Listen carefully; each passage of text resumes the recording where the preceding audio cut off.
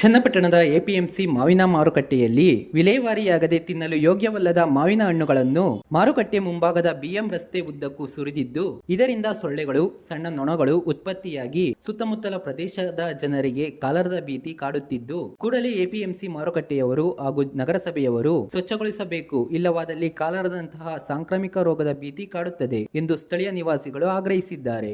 ಇದೇ ವೇಳೆ ಎಪಿಎಂಸಿ ಮಾರುಕಟ್ಟೆಯ ಕಾರ್ಯದರ್ಶಿ ಎಚ್ ಹರೀಶ್ ಹಾಗೂ ಎಪಿಎಂಸಿ ಮಾರುಕಟ್ಟೆ ವ್ಯಾಪಾರಿ ಚಂದ್ರಶೇಖರ್ ಮಾತನಾಡಿದರು. ನನ್ನ ಹೆಸರು ಹರೀಶ್ ಅಂತ, ಸೆಕ್ರೆಟರಿ.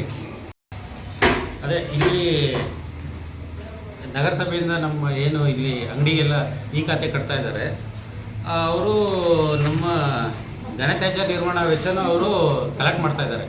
ಹಾಗಾಗಿ ಅವ್ರಿಗೆ ನಿನ್ನೆ ನಾನು ಮನವಿ ಕೊಟ್ಟಿದ್ದೀನಿ, ನೀವು ಘನತ್ಯಾಜ್ಯ ನಿರ್ವಹಣೆ ಇದು ತೊಗೊಂಡಿದ್ದೀರಾ, ಹಾಗಾಗಿ ನೀವು ಕಸ ಕ್ಲೀನ್ ಮಾಡಿಕೊಡಿ, ಎಲ್ಲ ನಮಗೆ ಬಂದು ಕಂಪ್ಲೇಂಟ್ ಮಾಡ್ತಾ ಇದ್ದಾರೆ ಅಂತ.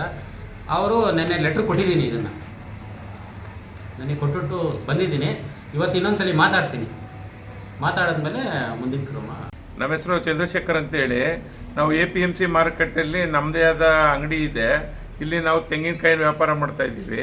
ಇಲ್ಲೇನಪ್ಪ ಆಗದೆ ಅಂತಂದರೆ, ಈಗ ನಗರಸಭೆಯಿಂದ ನಮಗೆ ನಾವು ರಿನ್ಯೂವಲ್ಗೆ ಹೋದಾಗ, ಖಾತೆ ರಿನ್ಯೂವಲ್ಗೆ ಹೋದಾಗ 2,400 ರೂಪಾಯಿ ಅಮೌಂಟ್ನ ಅವ್ರು ಕಟ್ಸ್ಕೊತವ್ರೆ. ಇದುವರೆಗೂ ಒಂದು ದಿವಸ ಬಂದು ಅವರು ಆ APMC ಮಾರ್ಕೆಟಲ್ಲಿ ಕಸ ಎತ್ತಲಿಲ್ಲ, ಕಸ ಕ್ಲೀನ್ ಮಾಡೋದಿಲ್ಲ. ಆದರೆ ಇಲ್ಲಿ ಎಷ್ಟು ಒಂದು 300 ಅಂಗಡಿ ಇರ್ಬೋದು. 300 ಅಂಗಡಿ ತಾವು 2,400 ಅಂದರೆ ಎಷ್ಟಾಯಿತು ಪ್ರತಿ ವರ್ಷ?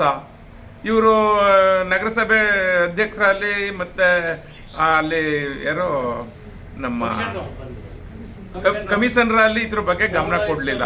ಇಲ್ಲೇನಾಗದೆ ಅಂತ ಅಂದರೆ, ಈಗ ಮಾವಿನಕಾಯಿ ಸೀಸನ್ ಆಗಿರೋ ದಿವಸದಿಂದ ಎಲ್ಲ ಅಂಗಡಿ ಮುಂಚೆರೆ ಎಲ್ಲ ತಾವು ಕೊಳತಿ ನಾರ್ತಾ ಇದೆ, ಗಬ್ಬು ಮತ್ತು ಸೊಳ್ಳೆ ಏನು ಪ್ರತಿಯೊಬ್ಬರು ಅಂಗಡಿ ತಾವು ಕುತ್ಕೋ ಕಾಯ್ತಾ ಇಲ್ಲ. ಇದು ನಗರಸಭೆಯವರು ಸುಮ್ಗೆ ದುಡ್ಡು ವಸೂಲಿ ಮಾಡ್ತಾವ್ರೆ, ಜನರಿಗೆ ಕಣ್ಣು ಹಿಡಿದ್ಬಿಟ್ಟು ನಾವೇನೋ ಅಂದ್ಬಿಟ್ಟು ದುಡ್ಡು ವಸೂಲಿ ಮಾಡ್ತಾವ್ರೆ.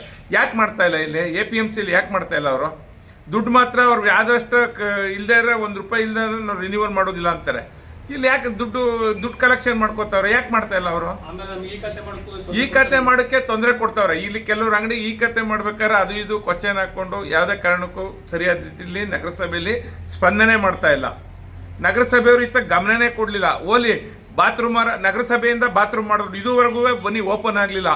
ಕಟ್ಬಿಟ್ಟು ಹಂಗೆ ಬೀಗ ಹಾಕವ್ರೆ. ಅದು ಸುಮ್ಗೆ 5 ಲಕ್ಷ 10 ಲಕ್ಷ 20 ಲಕ್ಷ ಸುಮ್ಗೆ ಡೆಡ್ ಆಗಿ ವೇಸ್ಟ್ ಆಗದೆ. ನಗರಸಭೆಯಿಂದ ಮಾಡಿರೋ ಶೌಚಾಲಯಗಳು ಒಂಚೂರು ಬಾಕ್ಲೇ ಓಪನ್ ಮಾಡಲಿಲ್ಲ ಅವ್ರು ಯಾರು. ಇಲ್ಲಿ ಕೊಳತಿ ನಾರ್ತಾ ಇದೆ.